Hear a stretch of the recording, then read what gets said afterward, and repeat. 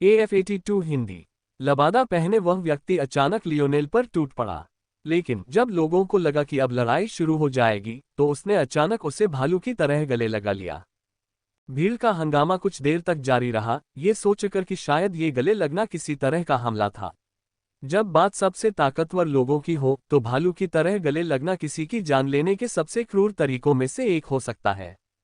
लेकिन यह बहुत जल्दी ही स्पष्ट हो गया कि यह कोई क्रूर भालू जैसा आलिंगन नहीं था, विशेषकर तब जब लबादा पहने व्यक्ति ने लियोनेल को नीचे उतारा और अपनी लबादा हटाकर एक चमकदार मुस्कान प्रकट की। अरे मिलान, कैसे हो? लियोनेल ने मुस्कुराने की कोशिश की। उसे अपने साथी को देखकर खुश होना चाहिए था, लेकिन ये कथित तौर पर अच्छी बात निश्चित रूप से अच्छी नहीं थी, खासकर अगर वह सही था।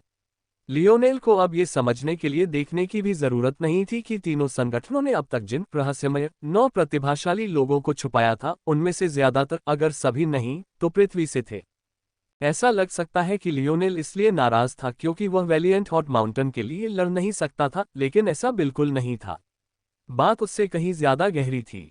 यह एक ऐसी समस्या थी जिसके बारे में सोचकर ही लियोनेल को बहुत सिरदर्द हो रहा था। अगर बात सिर्फ जीतने की होती तो इससे आसान क्या हो सकता था। उसके साथी तो उसके कहने से बहुत पहले ही हार मान लेते। वे लोग ऐसे ही थे। और अगर पृथ्वी से उसके साथी खिलाड़ी न भी होते तो भी इससे कोई फर्क नहीं पड़ता।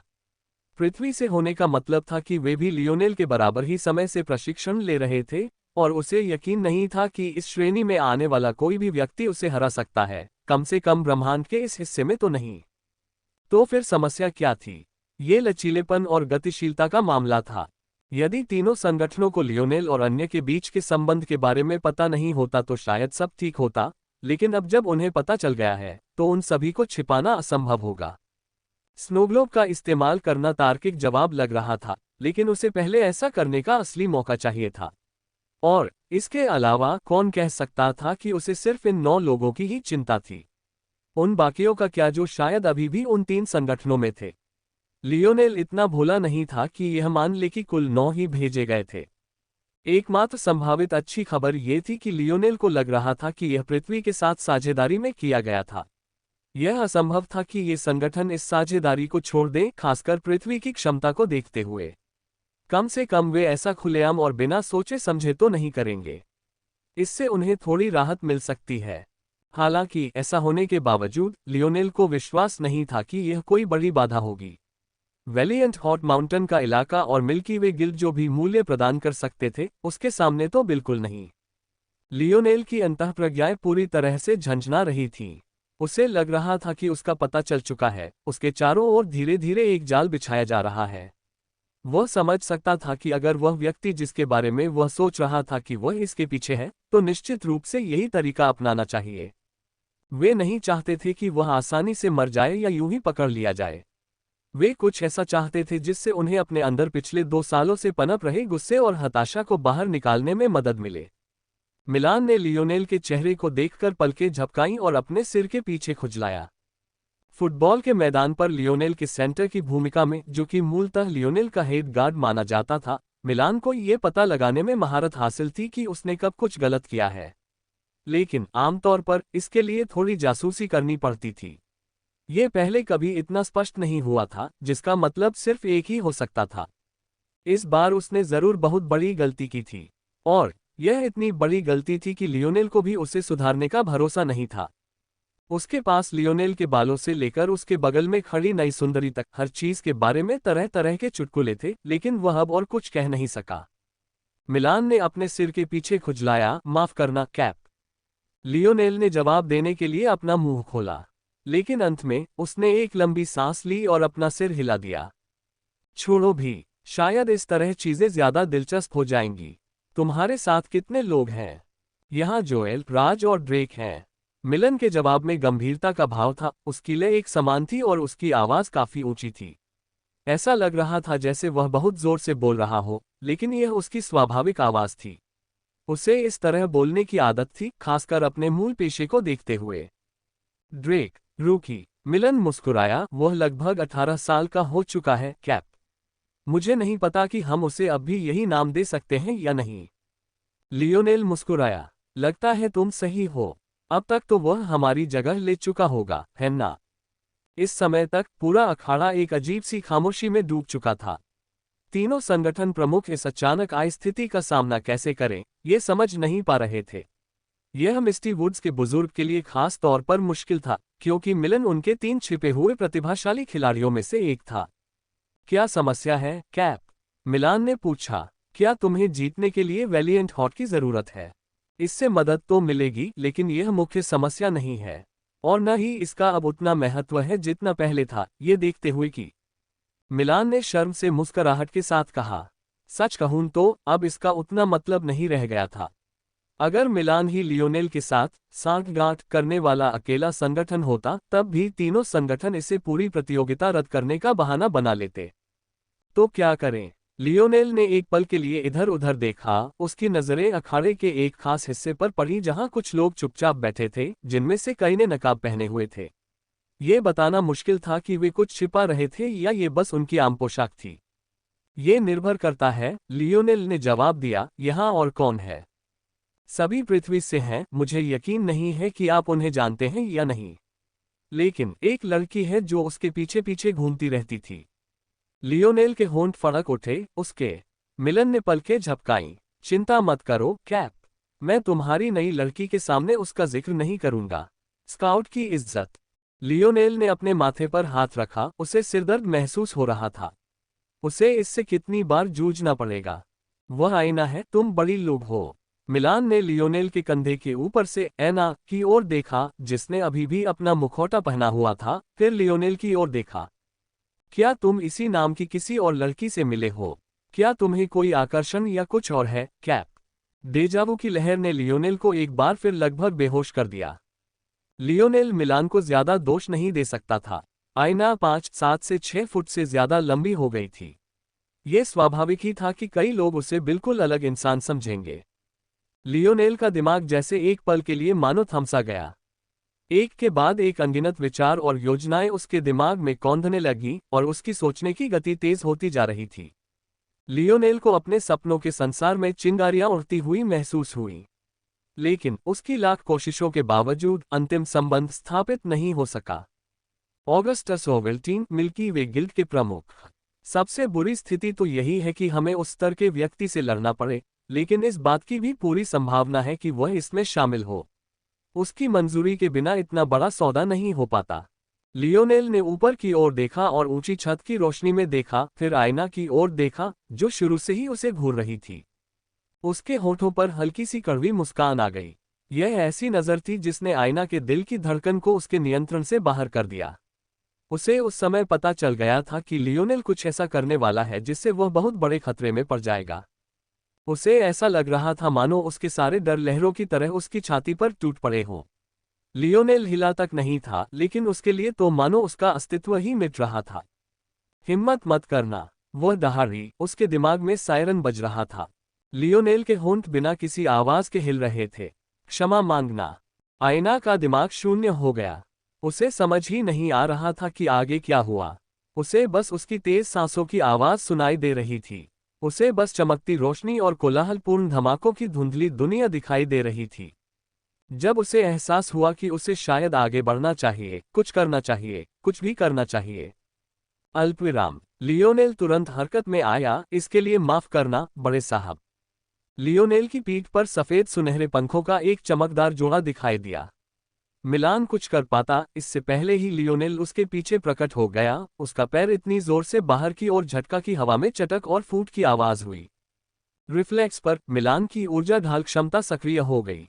पहली नजर में उसकी अपनी क्षमता विसिन की क्षमता के समान ही थी, लेकिन यह इस तथ्य से स्पष्ट था कि उसे एक वरीयता प्राप्त प्रतिभाशाली व्यक्ति के रूप में चुना गया था और विसिन को नहीं। हालांकि वह एक ही संगठन से था और वह दोनों में से स्पष्ट रूप से बेहतर था। दुर्भाग्यवश इससे कोई फर्क नहीं पड़ा। लियोनेल के पैर के चारों ओर सुनहरी रोशनियां और काले लाल रंग की लपटें फूट पड़ीं। यह एक वास्तविक रूप से सुंदर दृश्य था, जिस तरह उजाला और अंधेरा एक दूसरे के विपरीत थे और एक दूसरे के इर्द गिर्द नाच रहे थे। लेकिन यह जितना सुंदर था, उससे भी ज्यादा तबाही मचाने वाला दृश्य एक बिल्कुल अलग स्तर का था। लियोनेल के पैर के जम जाने से उसके पैरों के नीचे का मैदान चकनाचूर हो गया। लियोनेल की पीठ का आधा हिस्सा टूटकर बड़े, अनियमित आकार के पत्थर के टुकड़ों में बदल गया, जो हवा में ऐसे उछल रहे थे मानो कोई स्केटबोर्ड हो जिसका एक सिरा दबा हुआ हो। गूगल पीएन द नोवीएल उसके सामने का आधा हिस्सा एक साथ टूटकर टुकड़ों के जाल में तब्दील हो गया, मानो फर्श पर कांच का कोई शीशा टकरा रहा हो। और तभी लियोनेल की किक लगी। मिलान का शरीर उल्टे यू के आकार में मुड़ गया। उसके हाथों के पिछले हिस्से और पैरों के तलवे लगभग एक दूसरे को छू रहे थे, जैसे वह उल्कापिंड की तरह अखाड़े में दौड़ रहा हो। उसने हवा में प्रकाश और आग का रास्ता बनाया और आईना की ओर एक रेखा खींचते हुए उसकी पीठ के निचले हिस्से में तेज दर्द हुआ। अल्पविराम डॉट डॉट डॉट उसे एहसास हुआ कि एक आकृति उसकी ओर तेजी से बढ़ रही है। उसका दिमाग उलझन में था। उसे लग रहा था कि लियोनेल के पास ये सब करने के पीछे कोई वजह थी कि जब वे दोनों पहले ही साथ में ऊपर चढ़ने के लिए राजी हो चुके थे तो उसे इस तरह बीच में रोकने की कोई वजह थी, लेकिन वह इतनी बेचैन थी कि सोच भी नहीं पा रही थी। Updated novels on NoVL.com। उसे मिलन को हवा में ही बिना दोनों को चोट पहुंचाए रोक लेना चाहिए था, फिर भी वह हाथ उठाने में बहुत देर कर चुकी थी। सबसे बुरा तो अभी हुआ भी नहीं था, लेकिन वह लगभग टूट चुकी थी क्योंकि उसे अच्छी तरह पता था कि इसका अंत कैसे होगा। उसी समय हेड हचिन ने एना की ओर हाथ बढ़ाया और उसके कंधे पर हाथ रखकर मिलान को उड़ान के बीच में ही रोक दिया। ठीक उसी समय लियोनेल ने उसे बाहर निकाला।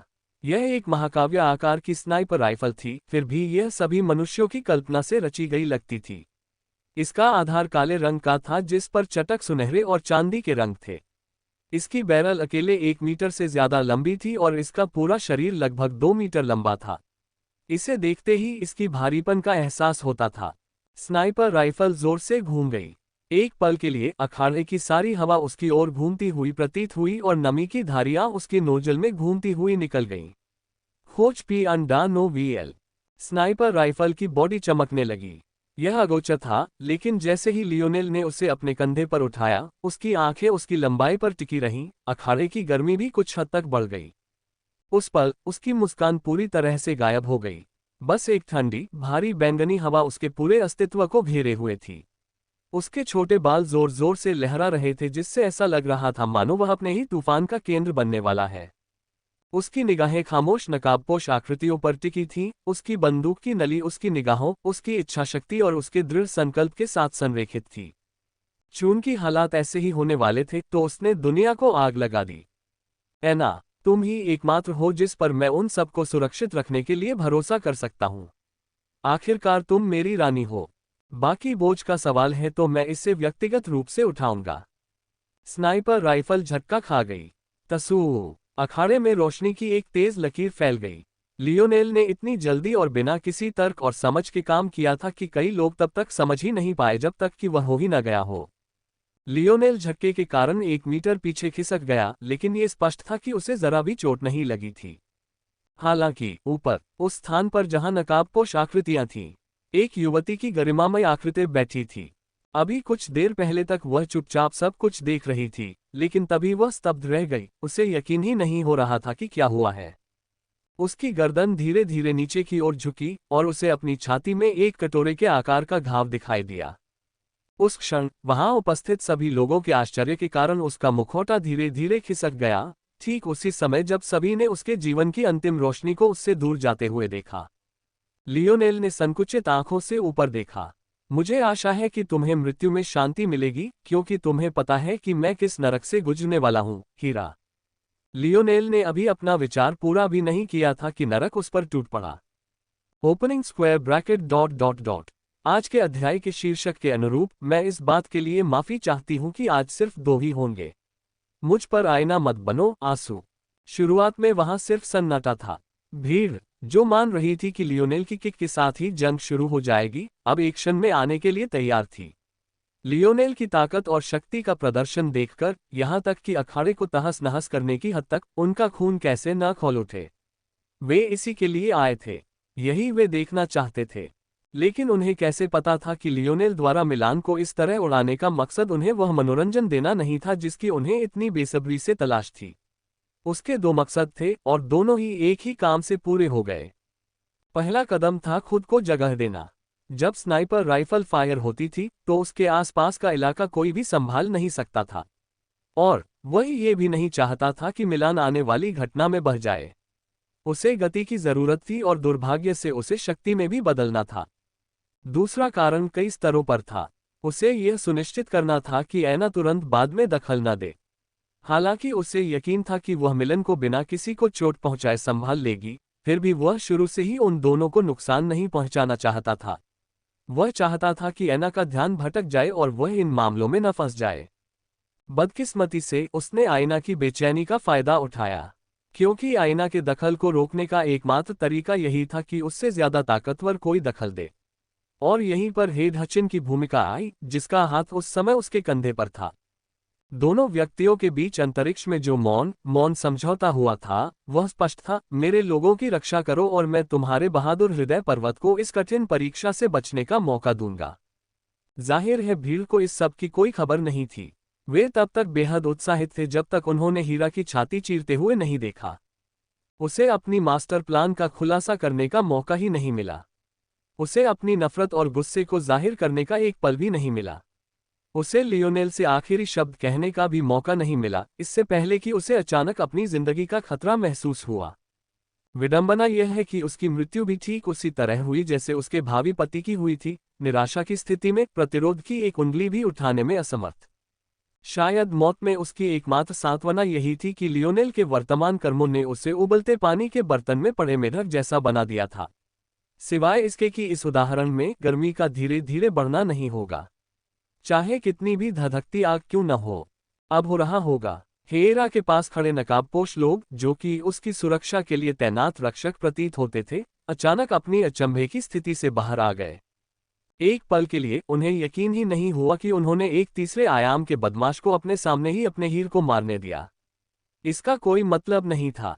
उनकी प्रतिक्रिया, उनका प्रशिक्षण, उनका पराक्रम, ये सब लियोनेल से कहीं ज्यादा होना चाहिए था।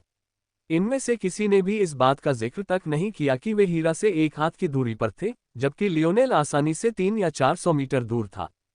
जब उन्हें एहसास हुआ कि क्या हुआ था, तो सबसे पहले वे भयभीत हो गए, फिर एक सर्वव्यापी भय उनकी हड्डियों में समा गया, फिर उसके तुरंत बाद उनके मुखौटों के नीचे क्रोध के साथ उनकी अभिव्यक्तियां विकृत हो गईं, उनकी पांचवीं आयामी आभा ने उनके चारों ओर के स्थान को चकनाचूर कर दिया। उसी बैठने वाले हिस्से के एक कोने में हैवॉक अपनी जान बचाने के लिए चट्टान और धातु के टूटते हुए स्लैब पर लटका हुआ था। डर के मारे उसका चेहरा पीला पड़ गया था।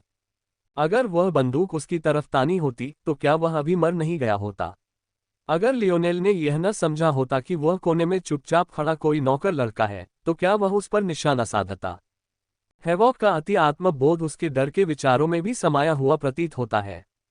सच तो ये था कि अगर लियोनेल को उसकी पहचान और इस सब में उसकी भूमिका का पता भी होता, तब भी उसकी स्नाइपर राइफल हीरा पर ही निशाना साधती। उसकी हरकतें सिर्फ बदला लेने के लिए नहीं थीं, बल्कि उससे भी कहीं ज्यादा गहरी थीं। 3 धधकती आभाएं लियोनेल की ओर तेजी से बढ़ रही थीं और चीखें अखाड़े में गूंजने लगीं। दूर से इस घटना को देख रहे लोगों को भी समझ नहीं आ रहा था कि इस बदलाव पर क्या प्रतिक्रिया दें। लेकिन कुछ बुजुर्ग सज्जन और कुलीन महिलाएं अपनी कुर्सियों पर पीछे झुककर शराब की चुस्कियां ले रही थीं। कोई मिल्की वे गिल्ड को चुनौती दे रहा है। ऐसा कब से हो रहा है? ये अभी के लिए इससे बचा लो दोस्त, हमें कुछ भाग दौड़ करनी है, लियोनेल ने कड़वाहट से सोचा जब लिटिल ब्लैक स्टार उसके सिर पर कूद पड़ा।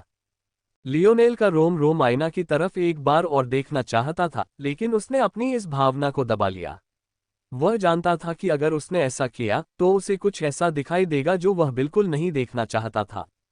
इस बीच काले लिबादे पहने उसके साथी खिलाड़ी, खासकर राज, जो मोटा होकर दीवार की तरह खड़ा हो गया था, बाहर भागना चाहते थे। लेकिन जोएल ने उन दोनों को कसकर पकड़ लिया। तुम मूर्ख हो, अपने आप पर नियंत्रण रखो, जोएल ने जोर से चिल्लाकर कहा। अगर लियोनेल आक्रामक टीम का कप्तान था तो जोएल टीम की रक्षापंक्ति का भी कप्तान था। उसके नेतृत्व के गुण लियोनेल से बस कुछ ही कदम पीछे थे। हालांकि उसे समझ नहीं आ रहा था कि लियोनेल ये सब क्यों कर रहा है, लेकिन ये साफ था कि वह नहीं चाहता था कि वे दखल दें। लियोनेल के हाथ फड़फड़ा गए, जिससे उसकी स्नाइपर राइफल गायब हो गई। उसकी निगाहें एक ठंडी सी हो गईं, मानो वह पूरी दुनिया से अलग हो गया हो। उदासी, पछतावा, गुस्सा, क्रोध, ये सब मानो अजनबी चीजें थीं जिन्हें वह समझ नहीं पा रहा था। ये दुनिया, यह उसका क्षेत्र था। जैसे ही गार्ड जमीन को छूने और लियोनेल की ओर गोली चलाने वाले थे, लियोनेल की हथेली पलट गई, जिससे एक भारी भाला प्रकट हुआ और उसके चारों ओर जंगली बैंगनी कांस्य आभा फैल गई। गार्डों ने महसूस किया कि उनका वजन एक पल के लिए 100 गुना बढ़ गया, जिससे उनके कदम जो निश्चित होने चाहिए थे वे लड़खड़ा गए ताकि लियोनेल उनके आगे निकल जाए। किसी को उम्मीद नहीं थी कि लियोनेल एक भी मुठभेड़ में बच पाएगा, लेकिन किसी तरह जो उसे और उसके पीछे भाग रहे 3 आदमियों को ही पता था, वह ठीक वैसा ही करने में कामयाब रहा और उस ढहे हुए बैठने वाले हिस्से की ओर तेजी से बढ़ा जहां से हीरा की लाश नीचे फिसल रही थी और उसके नीचे गिरने के साथ खून की धाराएं भी बह रही थीं। 5वें आयाम के 3 रक्षकों के भारी कदमों ने जमीन को लियोनेल की किसी भी कोशिश से भी ज्यादा जोर से हिला दिया, लेकिन नतीजा ये हुआ कि वे बस एक पल के लिए घुटनों तक जमीन में फंस गए। उस क्षण उनके मन में एक भयानक विचार आया, क्या उसने ये जानबूझकर किया था? भले ही लियोनेल जल्द से जल्द मिलान से छुटकारा पाने की कोशिश कर रहा था, फिर भी पहले अपने पैर से अखाड़े को चकनाचूर करना क्या जरूरत से ज्यादा था? क्या उसने सचमुच उन्हें फंसाने के लिए ही अखाड़े को चकनाचूर किया होगा? यदि अखाड़ा शुरू से ही इतना क्षतिग्रस्त न होता तो उनके कदमों का एक साधारण लड़खड़ाना उन्हें इतने लंबे समय तक पीछे रहने के लिए मजबूर नहीं करता। घुटने तक पानी में फंसने की तो बात ही छोड़ दीजिए। 5वें आयाम के विशेषज्ञ का अंतर्ज्ञान डरावना था, इस तथ्य के बावजूद कि उनमें से किसी में भी मानसिक क्षमताएं नहीं थीं। चाहे ये सच हो या नहीं, उनके दिलों में एक चेतावनी का भाव पैदा हो गया था। लेकिन जब तक वे जमीन से उठे, उनके सिर लियोनेल की ओर मुड़े। वह ढही हुई सीटों के 3/4 रास्ते पर पहुंच चुका था। पहरेदारों ने तुरंत प्रतिक्रिया दी, लियोनेल की ओर दौड़े और तेजी से उनके पीछे दौड़ पड़े। लेकिन वे ये देखकर डर गए कि लियोनेल हीरा की लाश को गर्दन से पकड़कर जोर से भीड़ में फेंक रहा है। ऐसा लग रहा था मानो वे अपने ही दिल को कमरे में इधर उधर फेंके जाते हुए देख रहे हों। जाहिर है, हीरा के लिए उनके मन में कोई भावनाएं नहीं थीं। दरअसल पिछले 2 सालों में उसके बारे में किसी की भी अच्छी राय नहीं थी। वह मानो जुनून में डूब गई थी और उसका सारा समय गुस्से में ही बीतता था। उसकी रखवाली का काम पहले से ही बेकार था, लेकिन अब जो कुछ हो रहा था उसके आगे ये भयावहताएं भी कमजोर लग रही थीं। मिल्की वे गिल्ड के लिए ये सिर्फ हेड के परिवार के किसी सदस्य को खोने का मामला नहीं था। ऑगस्टस की नज़र में हीरा का कोई खास मूल्य नहीं था, वरना अनारिड को उससे शादी करने का मौका ही नहीं मिलता। ये प्रतिष्ठा और प्रतिष्ठा का मामला था। उन्हें मिल्की वे गिल्ड कहा जाता था।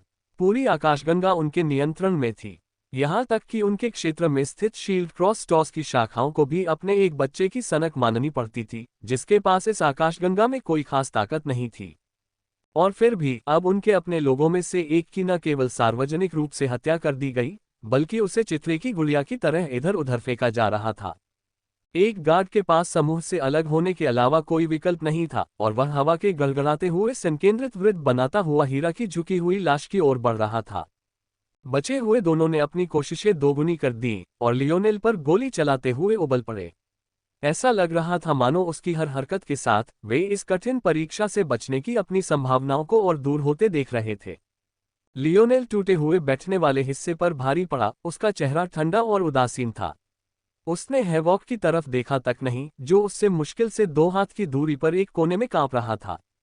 वह टूटे हुए पत्थर के एक टुकड़े से चिपका हुआ था, नीचे गिरने से बचने की कोशिश कर रहा था, लेकिन उसके कांपते हाथ मानो उसे पूरी तरह से छोड़ देना चाहते थे। हालांकि लियोनेल ने केवल अपनी हथेली पर प्रहार किया, जिससे पहले से ही आंशिक रूप से ढह चुकी चट्टान उसकी पृथ्वी तत्वीय शक्ति और उसकी शक्ति के संयोजन से पूरी तरह से चकनाचूर हो गई। यहाँ तक कि भागने में भी लियोनेल ने सबसे कुशल रास्ता अपनाया तथा अपनी ओर से कोई भी अनावश्यक प्रयास नहीं किया। लियोनेल अपने बनाए गड्ढे में कूदा और दालान में कदम रखा। उसका शरीर लहरा उठा, उसके कई प्रतिरूप हर दिशा में बिखर गए और उसके पीछे का घेरा पूरी तरह से बंद हो गया। गूगल PNW एक पल भी नहीं बीता था कि दोनों गार्डों ने गोली चला दी, लेकिन जो कुछ उन्होंने देखा उससे वे स्तब्ध रह गए। सैकड़ों लियोनेल हर दिशा में भागे। स्तंभ के आकार के अनुसार इस बस्ती की निर्माण योजना एक गोलाकार परिधि पर आधारित थी। अखाड़ा इस परिधि के भीतर एक अंडे की तरह बसा हुआ था और उसके चारों ओर एक दालान था। इतनी बड़ी संख्या में लोगों को समायोजित करने के लिए ये दालान चौड़ा था, कम से कम 20 मीटर मोटा, और साथ ही इसमें कई निकास प्रवेश द्वार, स्टॉल, दुकानें और यहाँ तक कि टेलीपोर्टेशन संरचनाएं भी थीं। लियोनेल ने इसका पूरा फायदा उठाया, उसके क्लोन टिड्डियों के झुंड की तरह हर जगह की ओर दौड़ पड़े। हार्मोनिक स्पीयर में उसका कौशल इतना असंभव हो गया था कि इतने सारे अलग अलग कार्यों को पूरा करने के लिए इतने सारे क्लोनों को बनाए रखना भी सोचने जितना आसान था। फिर भी पहरेदारों ने तुरंत प्रतिक्रिया दी। उनके अनुभव में क्लोन सिर्फ दृश्य चालें थीं। वे अपनी आंतरिक दृष्टि से असली को आसानी से पहचान सकते थे। एक तृतीय आयामी बदमाश उनसे कैसे छिप सकता था? लेकिन उन्हें ये देखकर आश्चर्य हुआ कि चाहे वे कितनी भी मेहनत से उस भव्य गलियारे में घूमे, उन्हें प्रकाश के अपवर्तन की उन्हीं छवियों के अलावा कुछ भी दिखाई नहीं दिया। गुस्से में एक गार्ड ने लियोनेल क्लोन की तरफ मुक्का मारा, लेकिन वह मुक्का सीधा उसके आर पार हो गया, मानो वह सिर्फ हवा को छू रहा हो। और जख्म पर नमक छिड़कते हुए क्लोन ऐसे भागता रहा जैसे कुछ हुआ ही न हो, और अब भी लियोनेल जैसा ही दिखावा कर रहा था। ... असली लियोनेल बहुत पहले ही दरारों से निकल आया था। सर्च पीएन दानो वीएल गार्ड उसे क्यों नहीं ढूंढ पाए? इसकी वजह यह थी कि उसकी आंतरिक दृष्टि उन दोनों की पहुंच से बहुत दूर थी। आंतरिक दृष्टि का उपयोग न केवल संवेदन के लिए किया जा सकता था, बल्कि इसका उपयोग दूसरों की आंतरिक दृष्टि से सुरक्षा के लिए भी किया जा सकता था। पांचवें आयाम के शुरुआती चरणों में दो रक्षकों के विरुद्ध क्या उसे ऐसी किसी बात की चिंता करनी पड़ी थी? लेकिन इस तरह छिपते रहने के लिए जरूरी था कि वह ज्यादा से ज्यादा क्लोनों को बचाए रखे। दुर्भाग्य से उनसे दूर होते जाने पर यह नामुमकिन होता गया। हालांकि लियोनेल इस संभावना के लिए पहले से ही तैयार था। असली खेल तो तब शुरू होगा जब वह विंसेरो ग्रह पर कदम रखेगा। अखाड़ा स्तब्ध रह गया। तीनों संगठनों के प्रमुख समझ नहीं पा रहे थे कि इस सब पर क्या प्रतिक्रिया दें। उनमें से एक हिस्सा लियोनेल को भी रोकना चाहता था, लेकिन मामले की जटिलताओं ने उन्हें जल्दबाजी में कोई कदम उठाने से रोक दिया। एक तो कौन सोचेगा कि लियोनेल 3-5वें आयाम के अस्तित्व से निपट सकता है। दूसरे, जिस तरह से उसने मिलान के साथ बातचीत की जबकि उन्होंने अपनी बीजित प्रतिभाओं को एक छिपे हुए तुरुप के पत्ते की तरह रखा था, उससे पता चलता था कि वह भी पृथ्वी से ही था। तीसरा, यह मिल्की वे गिल्ड के चेहरे का मामला था। अगर वे खुद इस स्थिति से नहीं निपट सकते तो फुसफुसाती आवाजें और तेज हो जाएंगी। इनमें से किसी ने भी इसके विचित्र पहलुओं का उल्लेख तक नहीं किया। किसी तरह चारों संगठनों को पृथ्वी से कई प्रतिभाशाली लोग मिल गए। ये सभी प्रतिभाशाली लोग एक दूसरे को जानते थे। वे तब एकत्रित हुए जब चारों संगठनों ने मिल्की वे गिल्ड को एक तृतीय पक्ष पर्यवेक्षक बनाने के लिए कहा, और इसका परिणाम ये हुआ कि गिल्ड प्रमुख के एक प्रत्यक्ष वंशज की मृत्यु हो गई। चाहे आप इसे किसी भी नजरिए से देखें, यह अत्यंत संदिग्ध था। क्या होगा अगर उन्होंने कोई कार्रवाई की होती और लियोनेल किसी तरह बच निकलने में कामयाब हो जाता? क्या होगा अगर उन्होंने तुरंत कार्रवाई की होती और हेड हचिन ने 4 रहस्यमयी बुजुर्गों के साथ मिलकर इस मौके का फायदा उठाकर कुछ अराजकता फैला दी होती जिससे लियोनेल बच निकला होता? वे ऐसे दिखावे से कैसे हाथ धो सकते थे? उस एक ही चाल में वे बहादुर हृदय पर्वत के साथ नीचे घसीटे जाएंगे। वे एक ही चाल में परिस्थितियों के कारण दुश्मन से दोस्त बन जाएंगे। अब जबकि लियोनेल किसी तरह बच निकलने में कामयाब हो गया था, जबकि उन्होंने कोई कार्रवाई नहीं की थी, तो मामला और भी बदतर हो गया और वे भी उतनी ही बुरी स्थिति में फंस गए। अब ऐसा लग रहा था कि उनकी हरकतों से लियोनेल को ही मदद मिली है, न कि उनकी बेगुनाही पर, जैसा कि वे चाहते थे। अब वेलिएंट हॉट माउंटेन की चिंता, भला वे कैसे कर सकते थे? उन्हें लियोनेल को ढूंढने और फंसाने के लिए पूरी ताकत लगानी थी, वरना धूल जमने और सब साफ होने के बाद भले ही मिल्की वे गिल्ड उन्हें सीधे सजा न दे, उनके पास उन्हें सजा देने के कई तरीके थे। जैसे कि यह सब काफी भयानक नहीं था अगर उनके मन में पृथ्वी के लोगों को नुकसान पहुंचाने के विचार थे, ताकि यह साबित किया जा सके कि उनका इस सब से कोई लेना देना नहीं है, तो लियोनेल के पास प्रतिशोध के रास्ते अब एक विशाल समुद्र की तरह खुले थे। बस कुछ इशारों, इधर उधर की कुछ बातों और कुछ अस्पष्ट स्थितियों से वह आसानी से यह साबित कर सकता था कि वह तीनों संगठनों के साथ मिलीभगत रखता है। अगर वह ऐसा करना चाहे तो उन पर लगा दाग कभी नहीं मिटेगा। उसने उनके हाथ पूरी तरह बांध दिए थे। जब तक वे संयम से काम लेते, वे बदला लेने के लिए उसका जितना चाहे पीछा कर सकते थे। लेकिन जैसे ही वे सीमा लांघते, उनकी बनाई हुई सारी चीजें ढह जाती। जब तीनों प्रमुख ये विचार सोच रहे थे, तो प्रमुख हचिन और अन्य लोग ये सब कैसे नहीं समझ पाए। एक ही प्रतीत होता है कि लापरवाह और विचारहीन कदम से लियोनेल ने सचमुच सभी को बचा लिया था। लेकिन खुद अल्पविराम लियोनेल बस्ती के गलियारों से तेजी से गुजरा। उसी समय चेतावनी की घंटियों का तेज हॉर्न बजा, इतनी तेज आवाज में कि दीवारें भी हिल गईं। यह एक ऐसी अप्रिय आवाज थी जिससे कानों से खून बहने लगे और आंखें धुंधली हो जाएं। लियोनेल की आंखें सिकुड़ गईं। यहीं से असली चुनौती शुरू होगी। इस जगह में आने जाने का सिर्फ एक ही तरीका था, लेकिन ऐसा करने के कई तरीके थे। दुर्भाग्य से लियोनेल सिर्फ एक ही तरीके से परिचित था, क्योंकि उसे सिर्फ यही तरीका दिखाया गया था। बाहर निकलने के सभी रास्ते छत तक ही पहुंचते थे। विंसेरो ग्रह की सतह इतनी खतरनाक थी कि छठे आयाम के अलावा किसी और के लिए भी उस पर कदम रखना मुश्किल था। इसलिए सतह पर परिवहन ज्यादातर उपेक्षित था। गिल्ड जो भी खनन करता था, वो ऊंची पर्वत चोटियों पर होता था। फिर वे इन पर्वतों के बीच से नीचे की ओर घने और समृद्ध भंडारों की ओर रास्ते बनाते थे। लियोनेल को छत तक पहुंचने का एकमात्र रास्ता मेहमानों के लिए बनी जगह से होकर जाना ही पता था। उसने रास्ता पहले ही याद कर लिया था। 27 मंजिल ऊपर चौड़ी लॉबी से होते हुए उसने मिल्की वे गिल्ड का चिन्ह देखा, फिर टेलीपोर्टेशन पैड तक पहुंचा। अगर वे समझदार होते तो सभी टेलीपोर्टेशन प्लेटफॉर्म पहले ही बंद कर देते, लेकिन यह तो लियोनेल ने भी पहले ही सोच लिया था। अगर ऐसी किसी चीज से वह रुका होता तो क्या वह फोर्स क्राफ्ट होता। लियोनेल सीढ़ियों की एक उड़ान पर चढ़ गया। उसके भारी कदम जानबूझकर इतनी जोर से नीचे की ओर दबाव डाल रहे थे कि वह आगे की ओर गिर जाए और उसके पीछे जो कुछ था वह चकनाचूर हो जाए। अब उसे अपने निशान छिपाने की कोई परवाह नहीं थी। उसने अपने क्लोनों को पहले ही भगा दिया था। इसके अलावा उसे यकीन था कि इस इमारत में हर जगह आंखें हैं, इसलिए चाहे वह सीढ़ियां तोड़ दे या नहीं, उन्हें उसकी लोकेशन पता चल जाएगी। यद्यपि वह स्वयं की छवियों को संचालित करने वाली बल कलाओं को आसानी से भांप सकता था और उन्हें नष्ट कर सकता था, तथापि टूटी हुई छवियों की श्रृंखला भी आसानी से यह बता सकती थी कि वह कहाँ है। 13 मंजिलें बाकी हैं। लियोनेल की गति ने कमाल कर दिया। उसने अपनी पगडंडियों को छिपाने की चिंता न करके अपनी दूरी लगभग आधी कर ली थी। उद्धरण ... तो यही उनकी योजना है। समझ गया। लियोनेल की निगाहें ठंडी हो गईं। उसकी गति और भी अधिक बढ़ गई, क्योंकि उसने अपने स्ट्रोई स्टार उल्लू वंश के कारक का उपयोग किया। स्टार पथ। लियोनेल के सामने जगमगाती शक्ति की एक पट्टी उभरी, मानो वह बर्फ पर सरक रहा हो। उसकी गति आसमान छू रही थी। उसकी गति उपशाखा का ये दूसरा चरण बिल्कुल अलग स्तर पर था। वह अतिथि तल के दरवाजे से तेजी से अंदर घुसा। उसकी गति इतनी तेज थी कि वह हवा में ऊपर उठ गया। उसकी पीठ से पंखों का एक बड़ा जोड़ा फैल गया। नीचे एक नजर डालते ही उसे मिल्की वे गिल्ड के कुलीन लोगों का एक झुंड दिखाई दिया। लगभग 100 लोग रहे होंगे, हर एक तैयार और इंतजार कर रहा था। ये स्पष्ट था कि वे नहीं मानते थे कि लियोनेल को इस तरह का स्वागत मिलना चाहिए, बल्कि वे अब कोई गलती नहीं चाहते थे। ये सब यहीं खत्म हो जाएगा।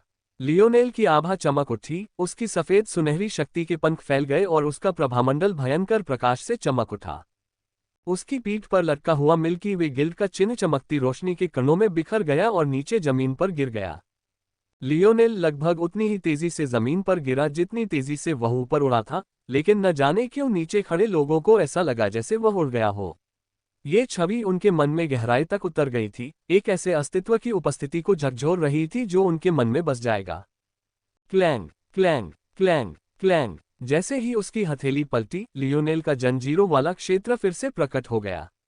काल्पनिक और वास्तविक जंजीरों का एक झरना प्रकट हुआ, जो कमरे में अंतहीन अंधकार के सागर में बह रहा था। जैसे ही लियोनेल ने फर्श को छुआ, वह आगे की ओर उछल पड़ा। 5वां आयाम। यह उसके लिए बहुत दूर का स्तर था। अपने धातु शरीर को चौथे स्तर से 9वें स्तर तक धकेलने के बाद भी बदलाव उतना बड़ा नहीं था जितना उसने सोचा था। हालांकि उसका शरीर पहले से कहीं ज्यादा मजबूत था, लेकिन उसके असली आयाम की जंजीर उसे चट्टान की तरह और भी अंदर धंसा रही थी। जैसे जैसे वह अपने मन और शरीर में आगे बढ़ता गया, ये बोझ और भी भारी होता गया, यहाँ तक कि उसका दम घुटने लगा। हालांकि लियोनेल ने पहले ही तय कर लिया था कि जैसे ही वह अपने ग्रह से भागेगा, उसकी मंजिल वहीं होगी जहां अंकल मोंटेज ने उसे नक्शा दिया था। अब समय आ गया था कि वह तीसरे आयाम से बाहर निकल आए। लियोनेल ने एक बार भी अपना भाला नहीं घुमाया। वह हमलों की बौछार के बीच में आगे पीछे घूमता रहा। उसका दिमाग इतने सारे 5वें आयाम के विशेषज्ञों के सामने भी 10, 20, 30 कदम आगे देख रहा था। ये स्थिति अलेक्जेंडर के साथ हुई स्थिति से बिल्कुल अलग थी। उसे इन लोगों को हराने की जरूरत नहीं थी। उसे किसी की रक्षा करने की जरूरत नहीं थी। उसका एकमात्र कर्तव्य अपने लक्ष्य तक पहुंचना और खुद को सुरक्षित रखना था। न ज्यादा, न कम। उसके सिर पर बैठा छोटा मिंक भी बहुत पहले ही उसके निराकार रूप में आ चुका था। अगर वे लिटिल ब्लैक स्टार को निशाना बनाना भी चाहते तो उनके हमले सीधे उसके आर पार हो जाते। लियोनेल की जंजीरें तोड़ दी गईं। कभी कभी वे दुश्मन के पैरों के पास आकर उसकी आगे की गति धीमी कर देते। कभी कभी वे उसकी लहराती भुजाओं के नीचे या आगे आकर उसके हमलों को धीमा कर देते। और कभी कभी तो वे लियोनेल के रास्ते में भी आ जाते, जहां से वह हवा में पलटकर अपनी दिशा बदल सकता था। कोई सोच सकता था कि वे किसी सकस का अनुभव कर रहे हैं। लगभग 105वें आयाम के अस्तित्वों से भरा एक कमरा, फिर भी उनमें से कोई भी एक भी बच्चे को रोक नहीं पा रहा था। लियोनेल को बहुत पहले ही यह एहसास हो गया था कि ज्यादातर योग्यताएं तभी काम आती हैं जब आपको सिर्फ अपनी चिंता हो। आप जितने बड़े समूह में होंगे, अपनी योग्यताओं का इस्तेमाल करने की संभावना उतनी ही कम होगी। ऐसा सिर्फ इसलिए नहीं था क्योंकि कोई भी क्षमता अक्सर युद्ध का रुख बदलने के लिए एक तुरुप का पत्ता होती थी, बल्कि इसलिए भी क्योंकि दोस्ताना गोलीबारी से बचना बहुत मुश्किल था। बेशक, जब तक कि आपको इसकी बिल्कुल भी परवाह न हो। मेरे रास्ते से हट जाओ। अचानक एक आदमी की दहाड़ सुनाई दी जो बहुत परेशान था। लियोनेल एक पल में ही लॉबी का आधा हिस्सा पार कर चुका था। ये कहना कि यह शर्मनाक था कम होगा। इस तरह का दाग उनमें से कोई भी लेने को तैयार नहीं था। लियोनेल को लगा कि एक हिंसक शक्ति ने उसे जकड़ लिया है। काली लपटें छत की ओर उठ रही थीं और जहां भी वे पहुंच रही थीं, वहां तबाही मचा रही थी। उस आदमी को घेरे हुए कई लोग तितर-बितर हो गए। उनके चेहरे पर ऐसे भाव थे मानो वे किसी पागल आदमी को देख रहे हों। आग की एक चौड़ी किरण लियोनेल की ओर बढ़ रही थी, जिसकी तपिश पहाड़ों को पिघला सकती थी। यहां तक कि दसियों मीटर दूर रखे फर्नीचर और कलाकृतियां भी अपनी अलग ही आग में जल उठी और चमचमाती राख के ढेर में बदल गईं। आमतौर पर लियोनेल आग से नहीं डरता और अब भी नहीं डर रहा था। लेकिन इस हमले में समस्या लौ में नहीं, बल्कि उसके पीछे की ताकत में थी। अगर वह लौ से बच भी जाता तो भी उसकी आगे की गति उसे पीछे धकेल देती। इससे न केवल उसे नुकसान होगा, बल्कि उसकी सारी प्रगति भी नष्ट हो जाएगी और आगे कोई भी प्रगति लगभग असंभव हो जाएगी। फिर भी इतने विनाशकारी हमले के बावजूद लियोनेल की निगाहें शांत रहीं, उनके कदम भी धीमे नहीं पड़े। मरना। लियोनेल काले सागर में गायब हो गया। लॉबी क्षेत्र में एक झुलसा देने वाला निशान फैल गया, यहां तक कि उस सीढ़ी में भी छेद हो गया जहां से लियोनेल आया था, जिसे स्तंभ की बाहरी दीवारों से घेर दिया गया था। मार्कस, तुम क्या कर रहे हो? चुप हो जाओ। तुम सोचते हो कि मैं चाहता हूं कि कोई बदमाश हमारी नाक के नीचे से निकलकर मेरे बायोडेटा में आ जाए? मेरी लाश के ऊपर जाओ, उसकी लाश उठाओ और बाद में मुझे धन्यवाद देना, कमीने। मार्कस के इस कदम से नाराज लोगों की संख्या कम नहीं थी। वे पहरेदार भी नहीं थे, वे तो बस खनिक थे जो मुनाफा कमाने यहां आए थे, लेकिन अचानक उन्हें ये काम सौंप दिया गया। यही मुख्य कारण था कि उन्होंने अपनी क्षमताओं का इस्तेमाल नहीं किया था। उन्हें एक दूसरे के साथ इस तरह काम करने का तजुर्बा भी नहीं था। हालांकि उन्हें अब भी लग रहा था कि कुछ न होने से तो यही बेहतर है। कम से कम बात तो खत्म हो गई। क्या तुमने उसे जलाकर राख कर दिया? किसी ने असमंजस में पूछा। हाँ, तुमने क्या उम्मीद की थी? एक तीसरे आयाम का बदमाश, वह मेरी लपटों को कैसे संभाल सकता है? समूह ने ज्यादातर इस पर सहमति जताई। जब तक काम हो गया तब तक तो ठीक था। जहां तक नुकसान की बात है, वह मिल्की वे गिल्ड की समस्या होगी, उनकी नहीं। वे तो बस ठेके पर काम करने वाले कर्मचारी थे। हालांकि उसी समय एक टेलीपोर्टेशन संरचना की आवाज ने उन्हें चौंका दिया।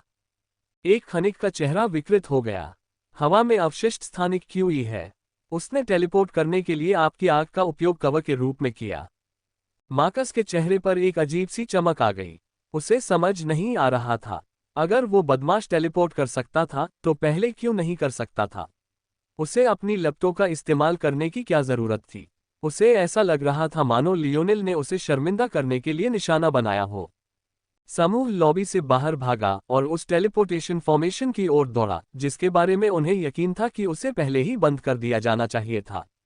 लेकिन वे लियोनेल को गायब होते हुए देखते ही रह गए। उनके कानों में अलार्म की तेज आवाजें गूंज रही थीं। अल्पविराम। अंतहीन कांच के मॉनिटरों वाले एक जाने पहचाने कमरे में एक बुजुर्ग सज्जन, जिनकी दाढ़ी बालों जितनी लंबी और सफेद थी, एक पैर दूसरे पर रखे बैठे थे। वे चुपचाप ये दृश्य देख रहे थे। उनकी हथेली और उंगलियों के बीच चाय का प्याला था। उसके सामने घुटनों के बल बैठा हैवॉक सिर से पैर तक कांप रहा था और एक शब्द भी नहीं बोल रहा था। अप्रैल 28, 2022 के नीचे महत्वपूर्ण घोषणा। सज्जन की उंगलियां फड़कने लगीं, जिससे मॉनिटर हिलने लगे और लियोनेल की तस्वीरें एक के बाद एक जुड़ती गईं। वीडियो फीड रुक गए, आगे पीछे हो गए और अपनी सुविधानुसार जूम इन आउट हो गए।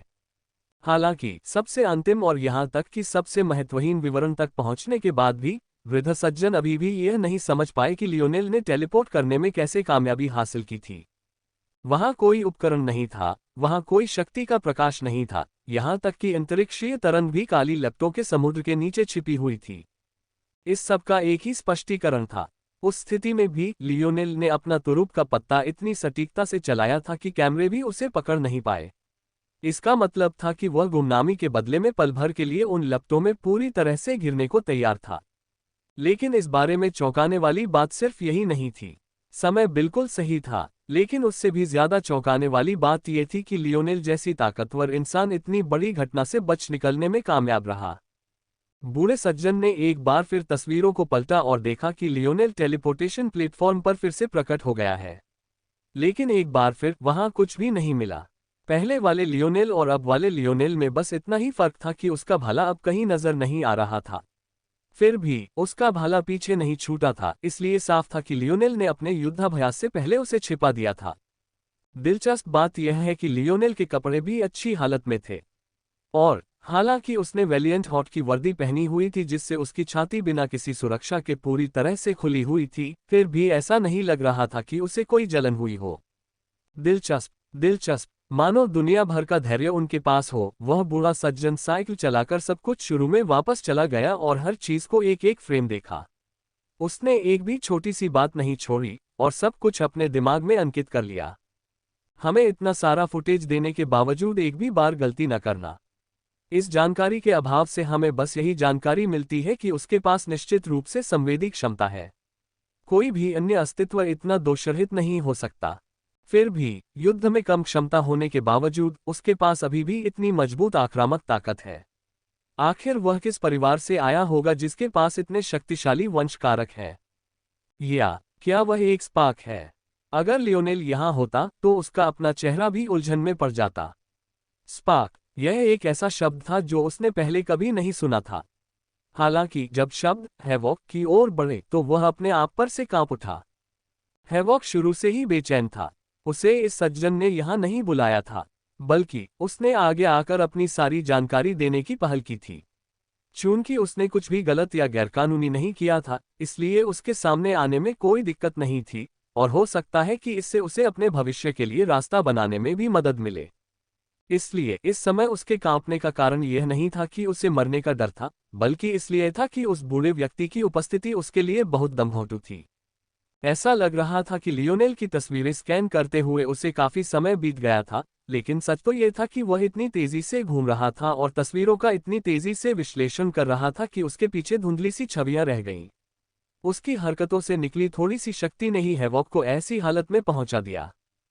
फिर भी इसने हैवॉक को उस वृद्ध सज्जन के शब्दों को समझने से नहीं रोका। एक चिंगारी। कहा जाता था कि जिस तरह अतीत भविष्य को आसानी से प्रभावित कर सकता है, उसी तरह भविष्य भी अतीत को प्रभावित कर सकता है। जब कोई अपार संभावनाओं वाली प्रतिभा देखता था तो यह मान लेना तर्कसंगत लगता था कि वे किसी महान पृष्ठभूमि से आए हैं, लेकिन यह निष्कर्ष केवल वही लोग निकाल सकते थे जो आयामी छंद के तरीकों से अनभिज्ञ थे। एक स्पार्क बिना किसी आधार या समर्थन के एक प्रतिभाशाली व्यक्ति था जिसका भविष्य इतना उज्ज्वल था कि वे अधिकांश लोगों की कल्पना से भी परे वंशगत कारकों के प्रति जागृत हो गए। कोई सोच सकता है कि स्पार्क दुर्लभ है, और वास्तव में वे थे, लेकिन ये केवल सापेक्षता का मामला था। आयामी पद्य के एक शक्तिशाली भाग में किसी मजबूत पृष्ठभूमि वाले प्रतिभाशाली व्यक्ति से टकराने की संभावना किसी स्पार्क से टकराने की तुलना में ज्यादा थी।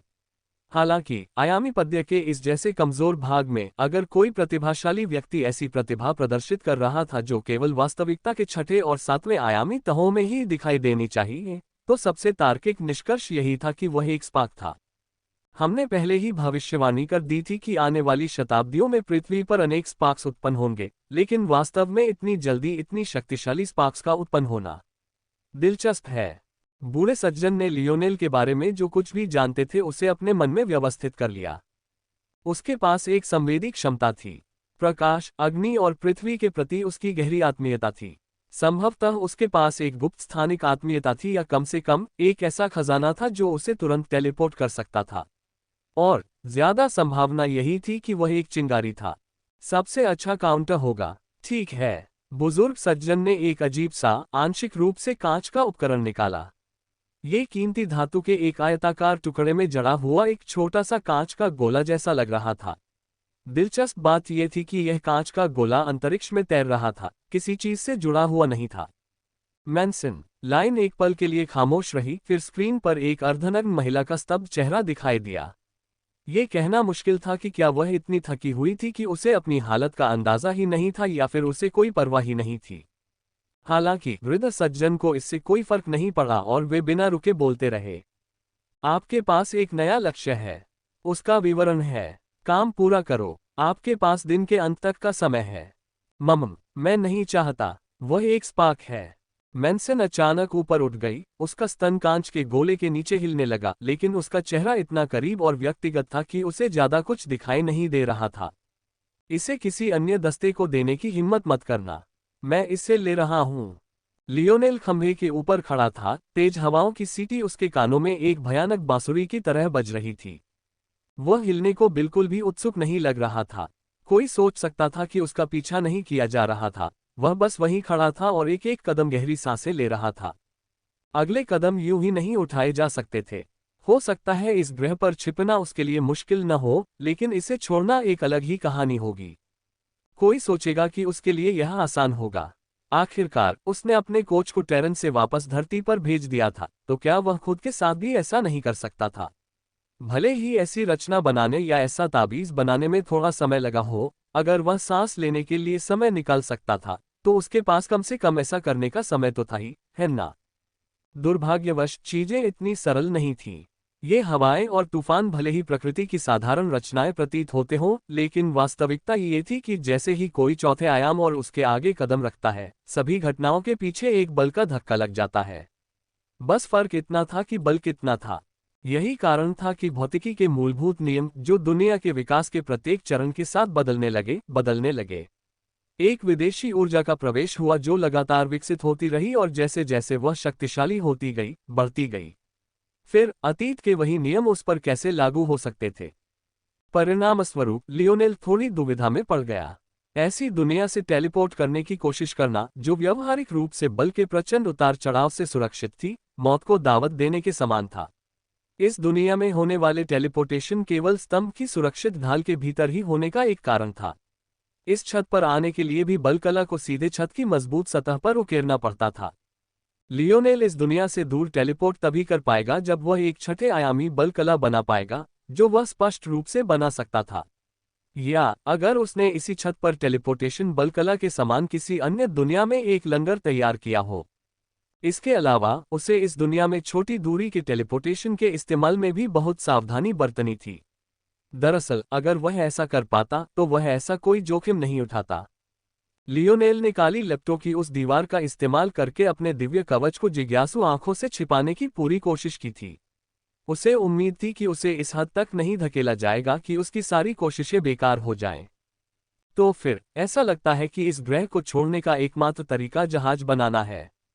लियोनेल की ठंडी आंखें धुंधली हो गईं, उसके होठों से हल्की हंसी निकल गई। उसने एक ताबीज निकाला और उसमें अपनी शक्ति उड़ेल दी। वह आईना को बताना चाहता था कि वह ठीक है। कम से कम वह अभी भी इतना पास तो है कि हवाएं ज्यादा दखल न दें। उसने इन ताबीजों में काफी मेहनत की थी, बस किसी भी स्थिति के लिए। लेकिन जल्द ही लियोनेल की भौहें तन गईं। क्या खंभों की दीवारें इसे रोक रही हैं? उसने सचमुच लंबे समय तक आईना को छोड़ने की योजना नहीं बनाई थी। ज्यादा से ज्यादा वह बस 1-2 हफ्ते का समय लेगा और फिर चुपचाप वैलिएंट हॉट वापस चला जाएगा, जब कोई देख नहीं रहा होगा। तब तक वे फिर से साथ साथ यात्रा कर सकते थे। उसे ऐसा करने से कोई नहीं रोक सकता था। लेकिन यदि स्तंभ की दीवारें उसकी अपेक्षा से अधिक मजबूत थीं, तो उसे तब तक इंतजार करना होगा जब तक कि आईना इस दुनिया को छोड़कर किसी अन्य स्थान पर न चली जाए। कष्टप्रद। लियोनेल ने सिर हिलाया। जाहिर था कि इस खंभे में फोर्स के प्रति इतनी जबरदस्त प्रतिरोधक क्षमता होगी। आखिरकार इसे साल भर इन तेज हवाओं को झेलने के लिए ही बनाया गया था। लेकिन इससे उसका गुस्सा कम नहीं हुआ। उसे हमेशा ऐसा लगता था कि इस आयामी कविता में सब कुछ उसे परेशान करने के लिए ही रचा गया था।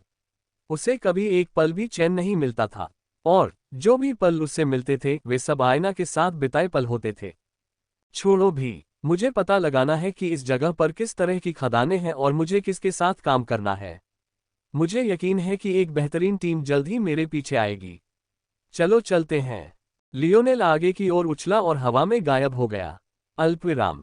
उसी समय लियोनेल को पता न था कि आयना की हथेली पर एक ताबीज रखा हुआ है। बस यही कहा जा सकता था कि लियोनेल का निर्णय धुंधला गया था। उसे अपनी कला पर भरोसा था। वह मन ही मन जानता था कि उसकी शक्ति कला का स्तर इस स्तंभ की तुलना में कहीं ज्यादा है। वह जानता था कि उसका संदेश पहुंच जाना चाहिए था। वह जानता था कि आयना की इस हालत में वह शायद बाज की तरह ताबीज पर नजर रखेगी और उसे तुरंत समझ लेगी। वह ये सब जानता था। हालांकि उसने अवचेतन रूप से एक बहुत ही महत्वपूर्ण कारण से इसे अनदेखा कर दिया। क्योंकि अगर वह इस सब के तर्क को स्वीकार करता तो उसे ये भी स्वीकार करना पड़ता कि आयना ने जानबूझकर उसकी कॉल को अनदेखा करने का फैसला किया था। आयना अखाड़े के एक कोने में अकेली बैठी थी, उसके भाव उसके मुखौटे के नीचे छिपे हुए थे। लेकिन उसकी आंखों की लालिमा छिपी नहीं हो सकती थी। उसने ताबीज को दोनों हथेलियों में थाम रखा था और उसे बाज की तरह घूर रही थी, जैसा कि लियोनेल को उम्मीद थी। जब वह जगमगा उठा तो वह खुशी से लगभग चीख पड़ी। उसके आंसू एक नए ताज़ा झरने की तरह बह निकले। हालांकि जैसे ही वह जवाब देने के लिए आगे बढ़ी, उसका दिल मानो रुक गया। ये डर, उसे कितनी बार इसका अनुभव करना पड़ा होगा। बार बार जब से वह लियोनेल को जानती थी, वह लगातार खुद को खतरे में डाल रहा था। ऐसी चीजें कर रहा था जिनसे वह कभी सहमत नहीं हो सकती थी, उन चीजों के लिए जिन्हें वह कभी स्वीकार नहीं कर सकती थी। कितनी बार उसका दिल टूटेगा। कितनी बार उसे हमेशा के लिए खो देने की घबराहट और चिंता ने जकड़ लिया होगा। वह कितना कुछ सह पाएगी। क्या ये आखिरी बार होगा जब उसने ऐसा किया? अगर वो उससे वादा कर सके कि ये आखिरी बार है तो वो अभी जवाब दे देगी। वो खुद को उसकी बाहों में डाल लेगी और कभी जाने नहीं देगी। लेकिन वह जानती थी कि यह आखिरी बार नहीं था। अब भी वह उसकी आंखों में दृढ़ संकल्प देख सकती थी। वह अटूट इच्छाशक्ति जिसे वह भी नहीं हिला सकती थी। ताबीज आयना की हथेलियों से गिर गया। वह रोने लगी, घबराहट या बेचैनी से नहीं, बल्कि इसलिए कि उसे लगा कि उसके अंदर कुछ हमेशा के लिए टूट गया है। हालांकि उसे इस बात का पछतावा था और उसने उसे वापस खींचने की कोशिश की, लेकिन वह और दूर होता चला गया। उसने कितनी भी कोशिश की, वह उसे वापस नहीं ला सकी। उसकी सिसकियां और तेज होती जा रही थीं, उसके कंधे ऐसे लग रहे थे मानो वे पहले जैसे पतले हो गए हों।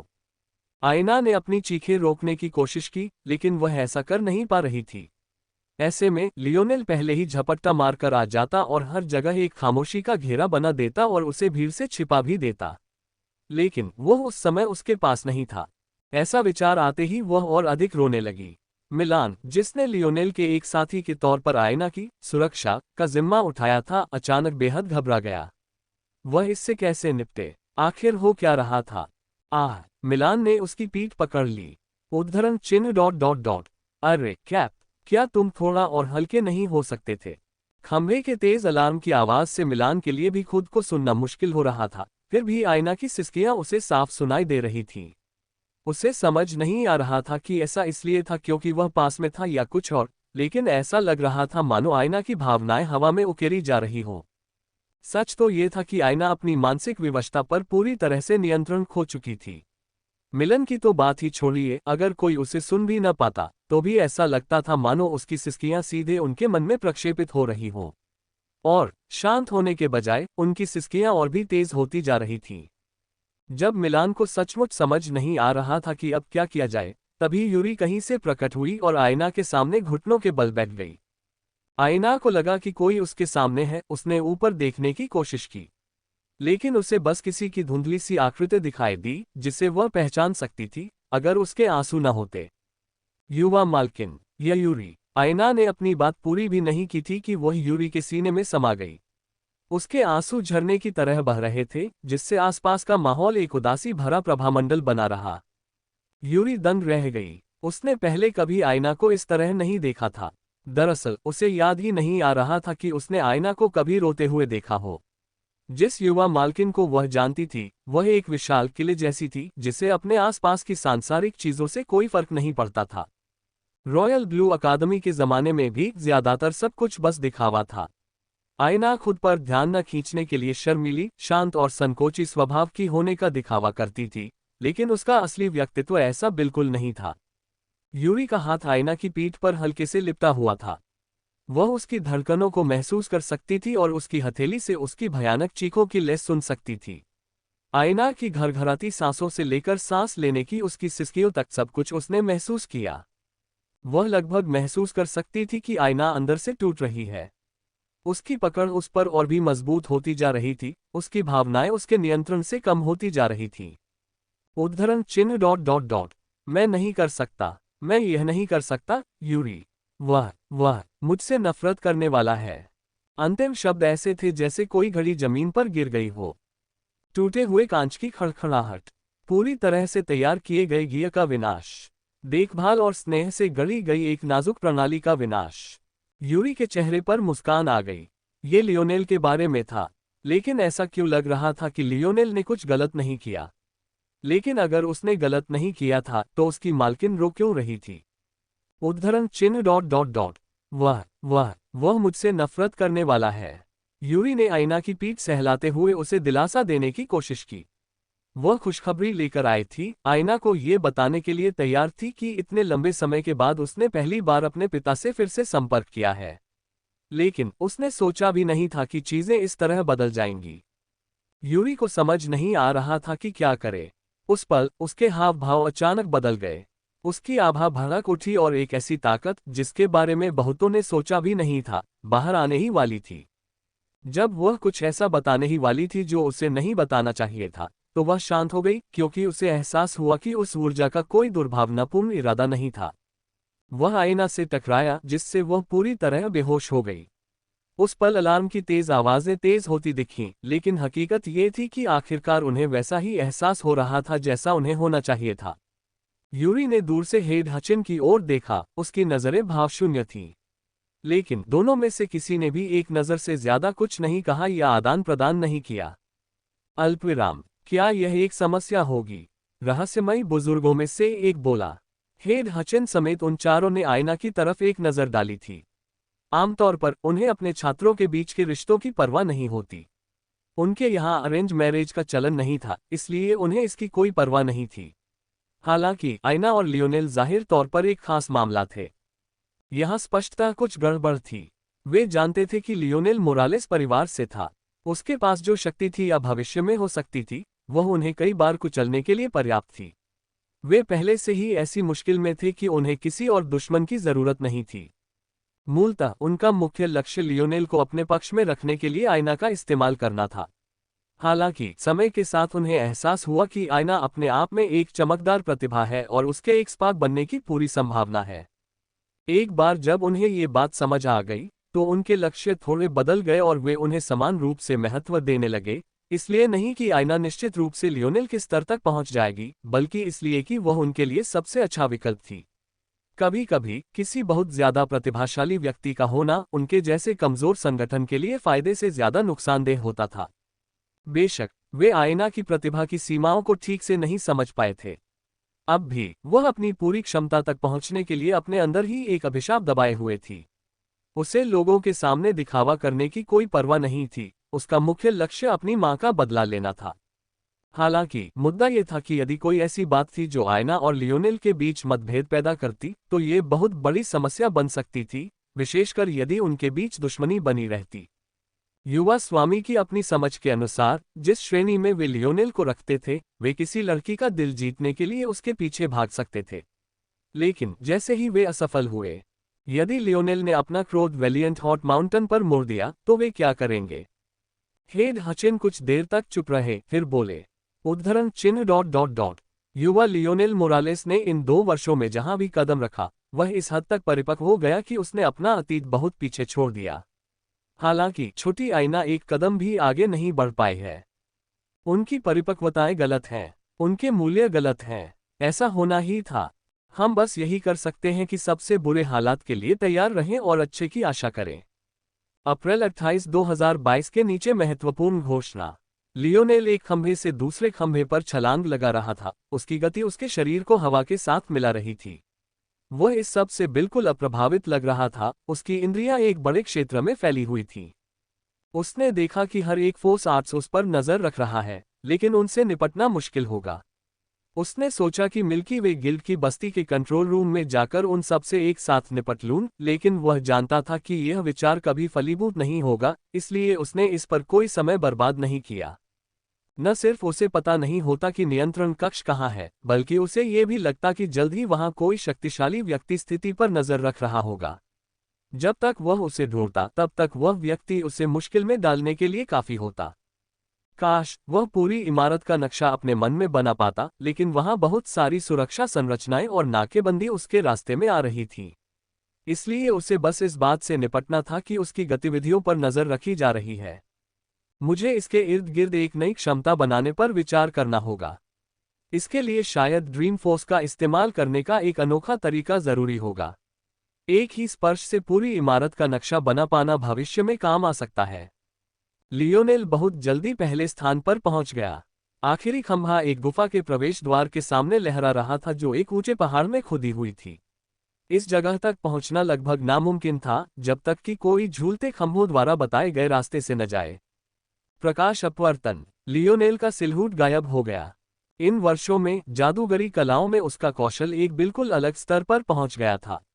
अब तक उसने उन्नत प्रकाश अपवर्तन का प्रयोग न करने का एकमात्र कारण ये था कि इससे कोई फर्क नहीं पड़ता। कोई भी तेज नजर वाला व्यक्ति उन खंभों की गति में होने वाले सूक्ष्म बदलावों को भांप सकता था जिन पर वह कदम रखता, और इस प्रकार वह वैसे भी उजागर हो जाता। लेकिन अब जब वह पर्वत श्रृंखला में प्रवेश कर रहा था, तो स्थिति अलग थी और उसके लिए छिपना आसान हो गया था। लियोनेल इतना भोला नहीं था कि उसे यकीन हो कि वह इतना भाग्यशाली होगा कि उसे एक खाली खदान में ठोकर लग जाएगी। इस तरह का एक कामकाजी प्रतिष्ठान, खासकर उस ग्रह पर जहां वे अपने संसाधनों के लिए बसते हैं, निश्चित रूप से ऐसा कोई समय नहीं आने देगा जब उनकी खदानों पर काम न चल रहा हो। अगर कभी कोई ऐसी दुनिया हो जहां मैं फंस जाऊं और जहां से मुझे निकलना पड़े, तो मैं जरूर इसी दुनिया को चुनूंगा। इस आपदा वाली दुनिया में निश्चित रूप से पवन तत्व अयस्कों की भारी मात्रा होगी, इसमें कोई शक नहीं। इसके अलावा इसमें बहुत टिकाऊ अयस्कों की भी भारी मात्रा होनी चाहिए। लियोनेल ने अपनी हथेली उलट दी और शब्दकोश निकालते हुए खदान में प्रवेश कर गया। क्या कुत्ते कैंसर के असली जासूस हैं? यहाँ पढ़ें। ब्रेनबेरीज।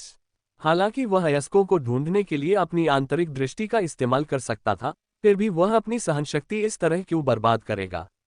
उसे हर समय यथासंभव ऊर्जा बचाकर रखनी थी। इसके अलावा शब्दकोश इन कामों में माहिर था। खदान की दीवारें साफ तौर पर इसके इस्तेमाल की आवृत्ति को दर्शाती थीं। हमेशा अंधेरे में रहने के बजाय यह उन चीजों से सजी हुई थी जिन्हें लियोनेल केवल विदेशी मशालों के रूप में वर्णित कर सकते थे। ऐसा लग रहा था कि उनमें टिमटिमाती लपटें थीं, लेकिन जब गौर से देखा गया तो ये जुगनुओं की तरह नाचते हुए लघु बल कलाओं का एक संग्रह निकला। यह एक अनोखा आविष्कार था जिसे लियोनेल ने पहले कभी नहीं देखा था। फिर भी उसे अपने दिमाग में इसकी रूपरेखा बनाने के लिए बस एक नज़र ही काफी थी। दिलचस्प। लियोनेल ने विदेशी मशालों से मुंह मोड़ लिया और अच्छी तरह से बनी सुरंगों में आगे बढ़ता रहा। वह इस बात का ध्यान रख रहा था कि उसके पैरों के नीचे कोई छोटी चट्टान न गिरे और न ही पैरों के निशान पड़े। इसी उद्देश्य से उसने अपना भारी भाला निकाला था और उसके प्रभाव से अपना वजन काफी कम कर लिया था। आसपास का निरीक्षण करो। इस पर्वत श्रृंखला में मुझे कौन से अयस्क मिल सकते हैं? गुनगुनाहट। लियोनेल ने ध्यान से सुना और आवाजों को दूसरों तक पहुंचने से रोक दिया। हालांकि सूची उसकी अपेक्षा से कहीं ज्यादा लंबी थी, इसलिए उसने शब्दकोश बंद कर दिया। कौन से अयस्क आसानी से उपलब्ध हैं? गुनगुनाहट। ये सूची कहीं अधिक प्रबंधनीय थी, यद्यपि अभी भी काफी लंबी थी। अगर मैं एक भागने वाला जहाज बनाना चाहता हूं, तो कार्यक्षमता ही एकमात्र जरूरत नहीं होनी चाहिए। दरअसल ये तो बस न्यूनतम जरूरत होनी चाहिए। अंतरिक्ष में टेलीपोर्ट करना लगभग नामुमकिन था। ऐसा करने के बारे में सोचने से पहले किसी दूसरे ग्रह पर पहुंचना जरूरी था। इसका कारण यह है कि अंतरिक्ष में बल नहीं था। बल ग्रहों, चंद्रमाओं और तारों से उत्पन्न होता था और कभी कभी अन्य खगोलीय पिंडों में भी मौजूद होता था। यदि कोई स्थानिक बल की अनुपस्थिति में टेलीपोर्ट करना चाहता है, तो एकमात्र तरीका ये होगा कि आप एक बल तकनीक का अभ्यास करें जो आपको स्थानिक बल को संग्रहित करने की अनुमति देता है। यदि आपके पास स्थानिक बल से संबंधित एक प्राकृतिक क्षमता है, या यदि आपके पास स्थानिक बल क्रिस्टल का एक अविश्वसनीय रूप से दुर्लभ भंडार है। इसके अलावा अगर आपके पास ये चीजें होती तो भी अंतरिक्ष में अन्य बलों की अनुपस्थिति के कारण स्थानिक बलों के उतार चढ़ाव का पता लगाना और उन पर नजर रखना कहीं ज्यादा आसान हो जाता। इसका मतलब था कि किसी का ठिकाना तुरंत पता लगाया जा सकता था और उसका पीछा किया जा सकता था।